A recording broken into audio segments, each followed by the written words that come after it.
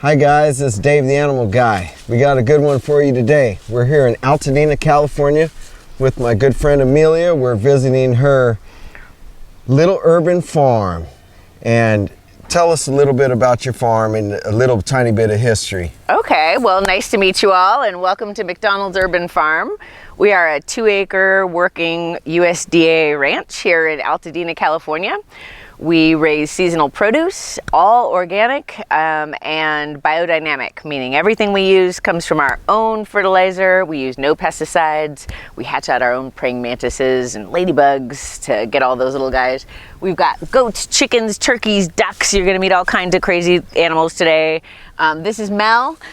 He's the house goat and he's pretty much the boss around here. Hey, well boy, it's gonna be a good one. Follow us along.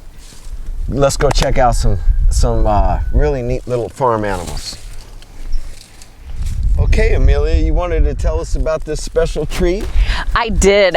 So I have to talk about this tree whenever anyone comes here because this is probably the coolest and most valuable tree on our property.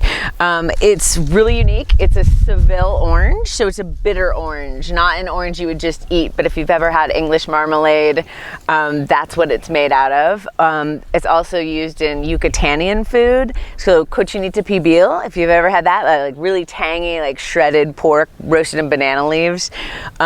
This was the very first citrus tree that went around the world, and so that's why there's food from all over the world that uses it. Very hard to find. Where do you think its origin was originally from? So this particular tree? Well, yeah. Super interesting story, actually. This tree is growing out of its rootstock. So all citrus trees basically are grafted onto another citrus. And most citrus in the world is grafted onto Seville orange because it's the most disease resistant, because it traveled around the world. So this tree is actually the result of whatever was grafted on it dying off and the graft growing out. Yeah. And that's why it's so unusual, because most people don't grow it because, we thought, oh gosh, it's too bitter, people can't eat it. But chefs really prize this, and every year we sell pretty much our entire crop other than that we use to make marmalade. Nice. Really neat. Thanks for that. Let's go check out some more animals. Come on, Mel. Come on, little Mel. This is Dave the Animal Guy. Okay, we're up. We just left the orchard. Now we're gonna go on the little animal tour. We're here with Amelia from Mcdonald Farm here in beautiful Altadena, California. We've got our little pal. What is your little pal's name? Mel. Mel. He's my best buddy. He's quite a character. He's a bottle-fed baby. Mm-hmm. Yeah, so when you bottle feed a baby, they really become special to your heart, and you bond with them different than if they were nursed by the mama. He's pretty sure he's a human. I brought you some carrots as a special surprise. Mel's been in movies. Have I told you that? Nice. He's a world famous goat now. He's getting an agent. That's a real thing, a goat agent. Oh my gosh, he's not interested in my carrot. He's digging the hay. Yeah. Last time he was on set, he got a little wild. He tore up craft services, got his head stuck in a Dorito bag. It happens, Well, I did bring some carrots for some of the creatures. Okay. And also I brought some super worms. Those are cool. Man, and I breed these, and let me know if you need some breeders. I'll set you up with some of the beetles, and beautiful. You can watch I have a video on how to raise these little guys. Okay. And boy, these are pumped up too. Yeah, so they are. The chickens, we're gonna see the chickens and ducks. Yeah. These, so oh man, these guys will love it. Can you show us some of the chickens? Absolutely. In fact, we haven't collected eggs yet today, so we'll have to do that. Well, that's gonna be a special treat. Our customers love our eggs. We're gonna actually start over here. Oh, Mel, you're not a chicken, but he can come in. Oh, okay. Come on in, Mel. Come on in. These are laying hens. We have all different breeds. I actually breed chickens for different things. We teach a beginning urban chicken keeping class. It's really popular up here right now. And basically we're teaching all kinds of people self-sufficiency, sustainable ways to raise poultry in an urban environment. Beautiful. We breed a lot for green egg layers. Nice. So and are those from the Americanas? So we have Easter eggers, we have whitings, which are also blue egg layers, and then we have some French breed of chicken, a type of Marins, M-A-R-N-S. They are brown egg layer. You cross them to get the green. I'll show you some more of those. Boy. Nice. Excuse me. We have a little saying when there's a chicken that doesn't want to give up their eggs. We say, I feed you and you feed me. So we have to share. Thank you. Yeah, so we got. Boy, she was sitting on several, wasn't she? And no matter how many boxes you give them, they just basically all want to go in one box. You know, it's a bunch of hens. Yeah. Oh, I shouldn't say that on the. Hi, babies. I brought you some super worms. Oh, they're gonna love it. Yeah. Should we throw some out to them? Yep. Oh, my love. And these guys will be really jealous. We should give them some too. Okay. Let's see. Hi, guy. Oh, look at your hair. Your hair's so handsome. Look at your muffs. Oh, this is actually really interesting. Why you're. You guys like super worms? So, see this hen? See how it has these little muffs on its face? So this is a good indication that this is a colored egg layer. So like a blue or a green. It's kind of a neat thing you can do when you're breeding chickens to tell how they come out. Is it true that the color of the legs also has something to do with the color of the egg that's going to come out? Have you ever heard that? I've never heard that, but I will show you a really cool party trick. Do you have an Americana? Because I do. I'll show you that. The Americanas have the green legs, and generally that means that they're going to lay a green egg. Excuse you. So the way I've always heard it is you can tell by the color of their earlobes. So if you have a chicken with an iridescent colored earlobe, you know you've got a colored egg layer. So this is a Whiting's True Blue. Wow. And if you look at her earlobe, can you see it? Wow. Now, see, I would have guessed she would lay a white egg, but right. They're saying she might. But look at that! Look at that! It's iridescent blue. Oh boy! So these are the ones laying those bright blue eggs, and this is called a Whiting's True Blue. Beautiful. One of the things I love about breeding these chickens and different breeds is this was a chicken. Whiting was a chicken breeder, and he really got into it for fly tying. And I love to fly fish. It's like the only thing that relaxes me. I'm a pretty like type A farmer, but they actually bred several of these different breeds for fly. Excuse you, for fly tying. Excuse you. What's the best way to get these guys to get excited about these worms? These guys will get really excited. Should we go in here? Yeah, maybe? let's go in there. These guys don't seem to be too interested. Watch your step. That's a funny little step there. We built all these enclosures. They're wrapped on the bottom because of predators and whatnot. Yeah. Do you have much trouble with raccoons or bears? Man. Or mountain lions? We've got, so when you came in, and you might want to see this later again, but that big green gate that is the farm gate. Yeah. So every animal you see on there, we have here. Wow. So mountain lions, bobcats, coyotes, snakes, raccoons, possums, owls, like everything you see on there is an actual animal predator that we have here. That must make it really tough. It is. I actually got into it with a mountain lion last year. That's a whole nother story for another day. Boy. Maybe you could tame some of our mountain lions. This is what we breed for a lot, is this egg, this green. Wow. This is like a sage egger. And hi, it would be nice if you guys could give me your eggs, thank you. So, people keep chickens for all different reasons, is what we teach in our beginning urban chicken keep. Oh, look at that, they love it. I feed them grasshoppers that we find on the plants. They love it. Yeah, the chickens really love the super worms. And, oopsies. Come on, babies. So people keep chickens for different things, whether it's because of the number of eggs they lay, and that's actually measured in eggs per year. So you would say, well, these Plymouth Rocks lay 280 eggs a year, whereas those fancy Marins only lay 220.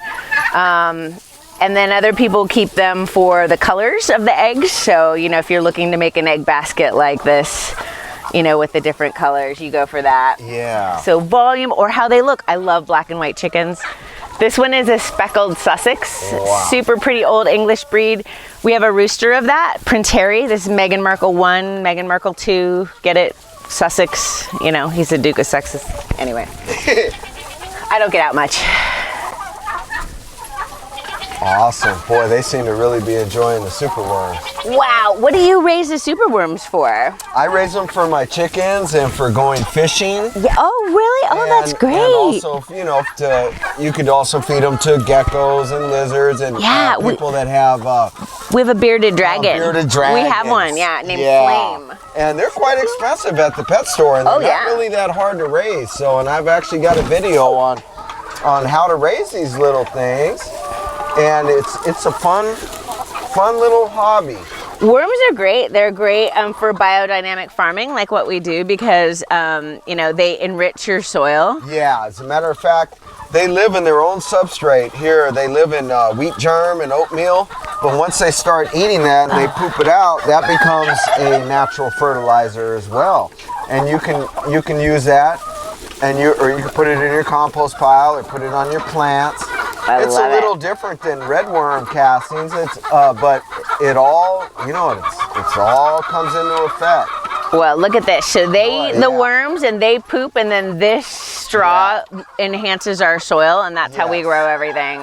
And then if you think about it, that's the one thing I think that we are probably, if you agree, lagging in our American type diet is insect protein. So if you feed the chickens insects and then you eat the eggs and they're free range and eating good stuff, healthy, like this type of situation, then you're actually getting that insect protein that a lot of Americans are lacking in their diet. Well, that's a huge issue, right? So mainly, I mean, one of the things we teach here is sustainability, sustainable farming. Like our corporate and commercial meat and poultry system is so broken. Just the things that we've done in the name of the system, that it's really not sustainable, meaning it's not going to last. So what we do here is talk about ways to raise these types of animals in a way that's going to last. And insect protein is actually, there's a huge movement towards that as really the most sustainable type of protein as opposed to other meat that there is. So what they're saying is one day we might end up eating crickets ourselves. Absolutely, absolutely. Yeah. I mean, that's well, a huge thing. It doesn't come to that, but again, you know. Well, that's a huge diet in parts of the world, you know. It really is. It really is. I wouldn't mind eating a cricket. And, you know, if I'm ever in a situation where I'm hurting for some protein, yes, I would eat a cricket. Well, you know, we've got worms in tequila, you know, there's always that source of protein. Oh, no, don't put that in there. Yeah, look at all these beautiful Aren't those eggs. beautiful? Yeah, this is just for today. Bring those, and if you went to like the farmer's market or something, what would you get for a dozen of, you know, real healthy eggs compared to what you pay in the market? I know they sell them for $1.99 for a dozen probably at some of the markets, but they are not nearly as spectacular. So that's exactly right. I mean, so we have a digital farm stand. We sell everything online since COVID. We used to work at the Altadena Farmers Market for years and years, but now we do everything online and our customers pick them up. They're $10 a dozen. Nice. And you think, why would you pay $10 a dozen when you could go, like you said, and buy a flat of eggs for $1.99? Because they are eating the good stuff. Yep. And it's worth it, you know, because oh my God, they probably got the other ones in the more commercial places. Maybe they got them on antibiotics. 100%. Or you know, they got them too close where they're pecking each other, and then they might cut the beaks off them and all kinds of crazy stuff. Well, that's exactly what's wrong with our food system. Yes. So the reason, like you see how these chickens are scratching and in the earth and all that. So that's basically, chickens absolutely have to roll around in dirt to get the mites off them. Yes. And if they don't do that, they get sick. And then they have to give them antibiotics. So our commercial egg system has taken the dirt and earth and anything dirty out of the system in the name of cleanliness, and then their birds get sick. And then they give them antibiotics, and that goes into our food. And we, there's all sorts of issues with antibiotic resistance and all of that. So it's a huge issue. Yeah, well, thanks for sharing that. Yeah, it's just one of the many ways that our system is broken. Okay, well, let's go check out some more creatures. Let's see. Oh, okay. Come on, Mel. Come on, little Mel. Come on, Mel. You little rascal. Another way our system is broken is even when I sell eggs at the farmer's market, I hold over a dozen state, federal, and county permits to do urban farming. And we are required to wash these eggs and give them to people. It's not good. If you go anywhere else in the world, their eggs are out on the counter and people, Americans think, oh my God, why is that? Well, here we wash off the perfect coating that nature put on it. Exactly. And then bacteria can get in and out. They want to get a little speck of that off. Yes. But in the name of what? Then you have more bacteria getting in and out. And so there's certain... What would it be better? A little tiny bit of sandpaper maybe? No, just take them home just like this. Yeah, and when you're ready to use them, wash them. Yeah. We're totally capable of doing that. I used to date a girl from Costa Rica, and she would always keep the eggs on the counter. And I would always wonder, what are you, loco? Yeah. Like, what are you doing keeping these and when all Americans keep the eggs in the refrigerator? But I think you're totally right.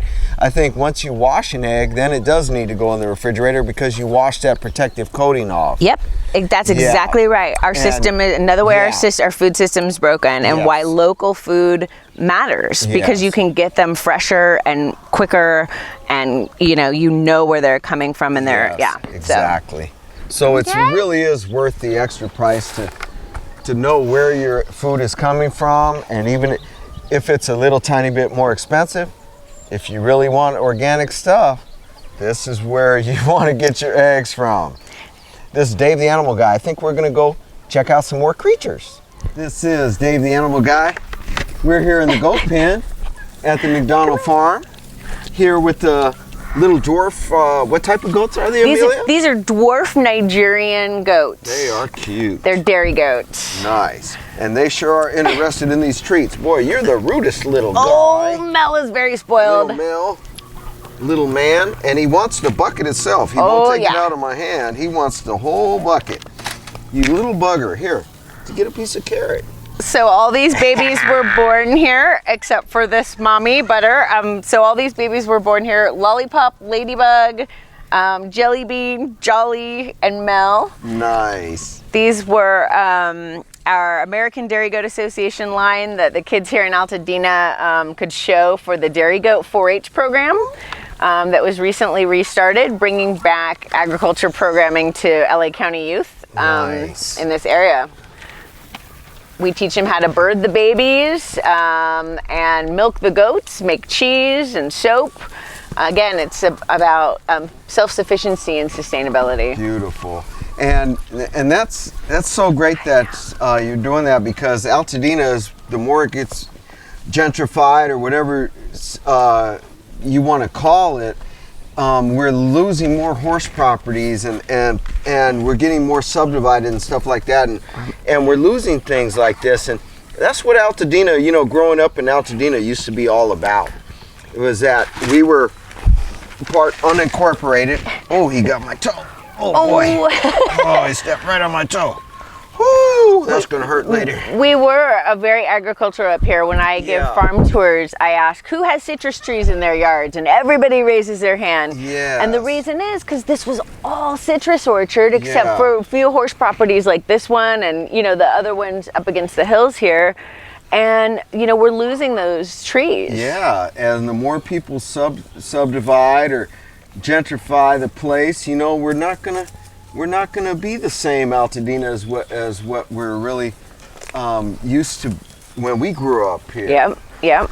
And again, I've grown up here in Altadena, and we had lots of pets. Yep. And they used to call my place the zoo. I love it. And so, but yeah, you notice less and less horses and stuff. Okay, you guys just go at it. Oh boy. boy. Well, and animals And are look at you. Animals you are so little bugger. good for youth. I mean, I call this goat therapy. You know, Yes. every morning I come out here and I get goat hugs, and this has kept me sane through 20 years of practicing law. And you know, it really, there's nothing like these guys. And I watch the kids work with them, and it's unbelievable. Yeah, and this was my first job. Yeah. Here in Altadena. It's wild. Probably just right up the street. Not too far from here. That was my first job, was shoveling goat poop and helping the lady with her French Alpine goats when I was just probably 11 years old. And so I've got a particular liking for the goats as well. I wish we had one that needed to be milked. I would love to try to milk one. We'll have to do a second video on that sometime. Yep. After breeding season. Yeah, after breeding season. Yes. What do you like, huh? You? Oh, Butter likes anything. Yeah, he looks anything. Or she looks like she likes anything. And for you guys at home that want to know if she's pregnant or not, no, she's just a little on the chunky side. Yep, and a little gassy. So Yeah. goats are ruminants, right? We Yeah. teach this to the kids. They're herbivores. They just eat plants, right? And that's why you see goats and going like this. We teach this in our class. They're chewing their cud, and what they're doing is they're throwing up the grass that they eat, and they're chewing it again because they've got to get every single nutrient out of this, because all they eat is plants. Unlike the chickens that are omnivores, they'll eat anything. Don't pass out in your chicken pen. You know, that's the old farmer joke. Oh, sorry, Yeah. don't put that. But these guys, they just break it down, and they get a little gassy doing that. So Butter's a little bloated today. Are they like some of those other animals that have a couple different stomachs, or do These guys have 5 stomachs. Oh my Lord, have They're mercy. ruminants, Boy, like okay. cows and Wow. deer and giraffes, believe it or not. And that's Wow. each stomach does something different to break the food down. It's That's just incredible. really neat that that's what they do, That's right? awesome. Hi, is that delicious? Boy, you guys got a lot of tummies. to Oh, a lot of tummies. fill. No wonder you guys are so hungry. If I had 5 stomachs, I might be a little chunky myself. I feel like I have 5 stomachs some mornings. These little guys are great. Aren't they beautiful? Yeah. Yes. Hi guys, I love you all so much. Look at your little beard. Oh, he's so Such a handsome. nice little guy. I like the mommy beards too. Yes. Babies. You want a little tiny bit more treats? This is her baby boy, Butter. This is Jolly's mom is Butter. And Jelly Bean and Ladybug and Lollipop are all sisters. They all have these names because by the American Dairy Goat Association, every year there's a different letter for the babies that are born. So these were all born in year J, Jelly Bean and Jolly. And then year L, we tend to breed every other year, Lollipop and Ladybug. And then last year was M, so Mel. Oh, Jolly, don't step on my toe. Hi. Oh, yes, Butter. Oh, Mel, you want And some treats? what is in this treat that they like so much? Oh, this is 4-way sweet grain. This is, we Wow. try to give very little of that to the goats. It does make them a little bloated. It's a special day today. it Uncle is. Dave came to visit. Well, you know, I tell you. we just give them grass, but Boy. this is a treat. Yeah. These little guys, they are something else. They like that better than the carrots I Yeah, brought. because it's such a treat. Yeah. Oh, this is Jolly. Isn't he handsome? He has freckles on his Yes. tail. Oh, Oh, hi. Jolly. There's just a little roughhousing. Good, yeah. What you doing, baby guy? These are all our goats, dwarf Nigerians too. They're the same. They have horns because they're not show goats. They're from a line in Arizona that throws really unique colors. That's why you have a sable here with the blue eyes. And then Frankie, who was born in October, is all black with blue eyes with frosted ears. Very beautiful. This is Oh, that's a real striking looking little black and white guy. stunning. Frankie Yeah. is stunning. And I love the contrast. hey, no fighting. These two boys, Weathers or castrated goats, they were part of a set of quintuplets We had a mommy goat who had 5 babies, and she nursed them all, and they all lived. It was very rare. I forget what the statistic is, but it's like 1 in hundreds of thousands to have quintuplets. Wow. And even more for them to survive. What is the more common number? 2? 2 is common. 3 is not uncommon. 5 was really out of this world. We lost that mom in a mountain lion attack last year, and it was probably the hardest thing I've ever been through ever. Like I can't talk about it, but yeah, she was a really tough, amazing goat, and Hey, Jolly, be nice. Goats do that. Tell us about your big dog that you have to help protect all these guys. What breed of dog is he? So he's an Anatolian Shepherd. It was a great farm dog. He's a guard dog, ranch dog. He's an outside dog, and we also used to have Great Pyrenees, which are another great guard dog. What's actually a great guard animal is donkeys. I would love to get donkeys to guard the goats.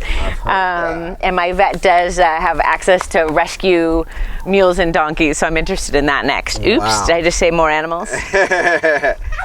Well, we'll keep our eyes out in case I see one available. We can do a special on mini donkeys, mini guard donkeys. Yeah, exactly. And what do they say that the donkeys would help protect from, do you think? Well, they kick and they're mean, and so when now everybody's on lockdown in the barn, but basically when large predators try to get any kind of livestock, people keep mules and donkeys with them because they yell and they kick, and nice. I kind of like that about them. Yeah, they're feisty. They are. Well, any other little creatures that we should go see on the farm? Should we go visit the turkeys or the roosters? It's funny. In the rooster run, we have rabbits. They are nocturnal, so they're sleeping under there. The reason we raise rabbits is, one, because they're super cute, and then also their poop is the highest in nitrogen of any of these animals. So when we are farming, it's the very first fertilizer we use because that gets the plants nice and big. So our rabbit poop is quite coveted. Nice. Yeah, let's go ahead and bring us over and introduce us. Okay, Dave the Animal Guy, we're still here at the Mcdonald farm with our good friend Amelia. And where are we now, Amelia? Well, welcome to the cockpit. This is where we keep a pen of roosters, and they are all very handsome. Yes, they are. Uh-oh. Goat on the squeeze in. Oh boy. Oh, what a brat. You're in the cockpit area. Hi guys. Little guy. Cock-a-doodle-doo. How'd you get in here? Huh? You little rascal. We keep roosters to breed. You saw our eggs earlier. We use different breeds to get those egg colors that we're looking for, like the sage egg or olive egger. We breed these French Marins, which lays a black egg gene. Well, they don't lay eggs, but they have a black egg gene, and we mix them with the blue egg gene. And that's how you get green. And here comes the goat parade. This is, wait, aren't you supposed to tame the animals, Dave? Can you tame them? Because this doesn't look like we're taming very well right now. What is this, his name? This is King Tut. He's one of our breeding roosters. He's a French Marin's hen with a dark egg gene. You can see we talked about earlobes earlier. This indication of the dark egg gene. And he's Dave's rubbing his wattles right now, which he really something you don't want on the ladies, but looks good on the roosters. Yeah, he is something. Hi, you're so handsome. He's a handsome fellow. You're so handsome. Chicken ladies have a thing for their roosters, but it's true. Hi. Now you've got such a big property, you don't have trouble with the neighbors complaining about them too much. You got plenty of space. For me, at my house, I would love to have a handsome fellow like this, but then my neighbors would be complaining about, oh, my kid is flunking out of school and I'm falling asleep at work, and it's all because of your roosters. So I had to give up my roosters in order to that's too bad. Be cool with the neighbors. Yeah, you can always put them in a rooster box. Yeah, to keep them dark at night or something. See those in the pens over there? So you just lift that up and there's air pipes that come out of it, and that's if you're a little bit of a lazy farmer, which I can be from time to time. And that way your rooster's sleeping because it's dark. They don't crow at sunup. Yeah. And it helps with the neighbors quite a bit because you're allowed to have a rooster up here, but only when for them. Yeah. And it's just, I was just trying to be a good guy and like, it's nice. Well, I hate to see your kid flunk out of school on my behalf, so, but yeah, I would love to have a rooster because the dynamics of the roosters, keeping all the girls in line, I love that more than just having all the females and then them being all kind of bitchy at each other. Henpecky. Thus the word henpecky. Henpecking, yeah. Roosters will call the hens to eat. If you throw food down, the roosters will click, click, click, click. Like even if I threw down, like let's say he had some little girlfriends and I threw down some super worms, he wouldn't eat them himself. No, he won't. He would call all his girls and tell them, hey, boy, I got something mighty special for you girls. And he has a special noise that he does. And he would call them, all his little girls. And so I love having a rooster. I really miss one. Maybe I will. I might take your advice and build a little box. There's also easy. You can use a plastic bin, like a storage bin, and then just put PVC pipe holes and insulate it a little bit. Like 10 minutes, build that, and they can sleep in there. Yeah. And you can't hear them at all, and it doesn't hurt them. And then in the morning, you let them out, and they call their ladies to come eat, and they're very, very good boys. I miss it. Maybe I'll have to. Well, we got plenty. I'll have to set it up. If you'd like a rooster, just let me know. Exactly, because I really need one. I love the dynamic. Now, you can get eggs without a rooster. Yes. That is true, but of course. I tell you, it's nice to have a little man of the house around. It is, and we hatch all our own chicks and chickens here. Just again, that's a sustainability aspect and local food and, knowing where your food comes from, that type of thing. Self-reliant and, that type of thing. But not everybody needs a rooster if you're not hatching out chickens and stuff. But here in Altadena, we really do want to keep Altadena as much as possible and not let all these folks move in and get rid of the horse properties and the farmlands and stuff, because we really are different than the cities in the surrounding areas where we really were more rural, and we kind of would like to keep it like that. I mean, that's the reason why I teach 4-H to the Altadena 4-H Club, because even if you don't live on a multi-acre property up here, if your kids and family here in LA County are getting into and understanding where your food comes from and basic backyard livestock, they're become even more respectful of it, and that way we preserve it. So the more we teach and educate and do talks, the more people understand it, and then they want that as their neighbors because they know that's where healthy food comes from. Instead of going to the grocery store and buying a flat of eggs for $1.99 that came from China or something, and not that there's anything wrong with that, but is that sustainable? Yeah. And then maybe they won't mind the rooster so much if they understand that's where chickens and eggs come from. So it's all. There's the other thing roosters do that's super cool. So they're alerting. So they're calling out. There's like they might see a red-tailed hawk, bird of prey. Yes, absolutely. Or even a coyote or something. They will alert the whole flock with those noises. Yes. Yep. Good boys. Good boys. Thank you. And I always tell kids on the property, listen to the animals here. When they alert, then you look around for your own safety. You can hear the birds, the squirrels will chirp, the roosters will crow, and you say, okay, what is it? A snake, a coyote, a bird of prey? Really listen to your animals. Yes, exactly. Be aware of your surroundings. Yeah. Especially in a rural area like this where we do think that we might have a couple rattlesnakes up under your barn there, so you got to be cautious of them. And I imagine, boy, without that big dog, you could really have some problems here at night. But you get a good guard dog like that, and they can really help you a lot. Yep. And let's go ahead and I think we'll wrap it up, or maybe go see the turkeys. I'm just gonna put King Tut back. Okay.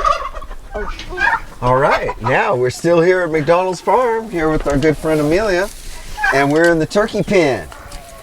And she's introducing me right now to this big fella. What is his name? What is his name? His name is Tom. Boy. That's what you call him.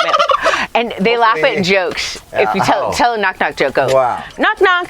Who's there? Turkey. Turkey who? Turkey who? Sorry, farm party tricks. This is Tom. He's a red bourbon turkey. He's a heritage breed turkey. That's the only type of birds that we raise here, meaning he's native to North America and a natural breed. And he's fantastic. Look at him, like he's super cool. He's doing a little dance for the ladies right now. That's what he's doing. He's showing off. And we breed turkeys for meat here. These were all hatched here. We have a meet your meat event. Hey, that would go over well too. Nice. Yeah. Nice. You know, we joke about it, but it's true. You know, we really want people to think about where their food comes from. Yeah, absolutely. Absolutely. Turkeys make crazy noises. What happened? And this is a little chicken? There's a chicken. There's a meat bird line. We raise also poultry for meat, and they're, you can see, a little bit different from the egg-laying hens. And we don't let them go with the other hens because, you know, but these are breeders. So there's a one that we keep along with Tom and some of the main jennies. Nice. And I'll show you one cool thing we do with the kids up here. Again, just teaching sustainability and self-sufficiency. We actually take turkey quills and we trim them with our little knives, and we use India ink, and we do a writing project. And we say, hey kids, do you know what people used to use for pens? Maybe during COVID they couldn't get any pens or something. So anyway, we teach this, and also never for know art. There's going to be a pen shortage, right? So we've got pens, and also a lot of artists have been doing some projects with these quills and different color inks. We also make a natural ink that you would think is super cool.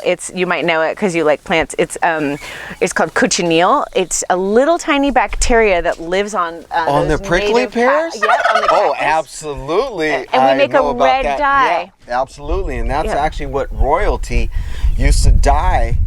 Even though the purple is the most royal color, really, it's from the insect that grows on the prickly pear. I'm absolutely experimented with that. I love it. I love it too. We forage that all in our canyon, and then we do use that. So that's also very a Native American tradition, and I am a quarter Native American. Beautiful. And that is all the paintings you see or fabrics with red dye on Native American clothes made from cochineal. Exactly. And so that's a foraged local dye. I've experimented with that myself, and I knew you'd love that. Love it. Yeah.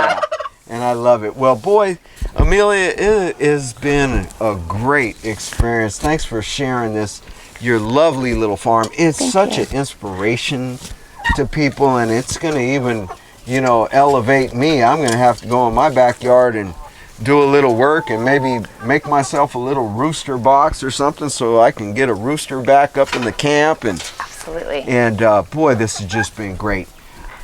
Thanks for you guys watching. If you enjoy this video, give us a thumbs up. Don't forget to subscribe. Thanks again. Thank you for having me. Thank you for coming. I really appreciate you talking to us and sharing all of this. I really appreciate it. Call me collect if this wasn't inspirational. Oh, thank you. I think this is just great. And we're trying to keep Altadena. And this is just such a fine example of the lovely city that I was born in and raised in. Oh my God, it's so great. Love it up here. Keep doing it. Keep doing Altadena. Thanks again for watching. This is Dave the Animal Guy. We're out.